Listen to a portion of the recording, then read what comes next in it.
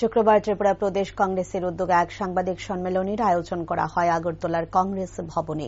সেখানে উপস্থিত ছিলেন সভাপতি আশিস কুমার সাহা সহ অন্যান্যরা।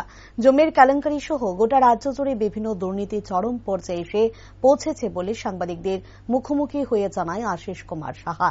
তাছাড়াও তিনি বলেন, এতগুলি দুর্নীতির ঘটনা ঘটে চলেও তা চাপা দেওয়ার প্রচেষ্টা চালিয়ে যাওয়া হচ্ছে।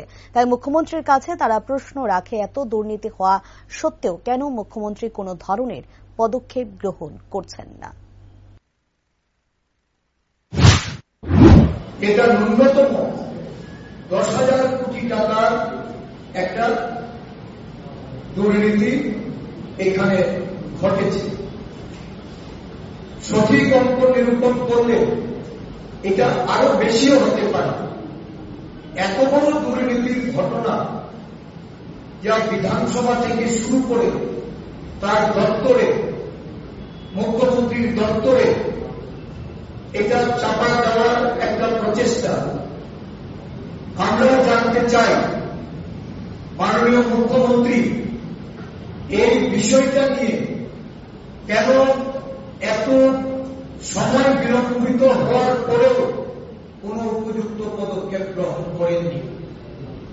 কেন মাননীয় মুখ্যমন্ত্রী যারা এর সঙ্গে জড়িত তাদের বিরুদ্ধে ব্যবস্থা গ্রহণ না করে কোন কোন ক্ষেত্রে পদোন্নতি দিয়ে বা জেলা শাসক যিনি এই ঘটনা বিস্তৃতভাবে মুখ্যমন্ত্রীর দপ্তরকে অবহিত করলেন, তাকে সেখান থেকে তড়িঘড়ি বদলি করে সরিয়ে দিয়ে এই বিষয়টাকে চেপে যাওয়ার চেষ্টা করেছে। এটা মুখ্যমন্ত্রীকে বলতে হবে। আমরা জানতে চাই, আমাদের বিধায়করা বিধানসভায় এটা নিয়ে আলোচনা করতে পারেননি, কিন্তু পরবর্তী সময়ে তার পূর্ণাঙ্গ তদন্তের জন্য এই ধরনের ঘটনা, এত বড় একটা আর্থিক দুর্নীতি, আমাদের রাজ্যে দুর্নীতি একের পর এক সংঘটিত হচ্ছে। কেন্দ্রীয় বিশ্ববিদ্যালয়ের চাকরি সংক্রান্ত দুর্নীতি, ত্রিপুরা মেডিকেল কলেজে আর্থিক লেনদেনের মাধ্যমে পরীক্ষায় পাশ করে দেওয়ার দুর্নীতি, পূর্ত দপ্তর, জল জীবন মিশন,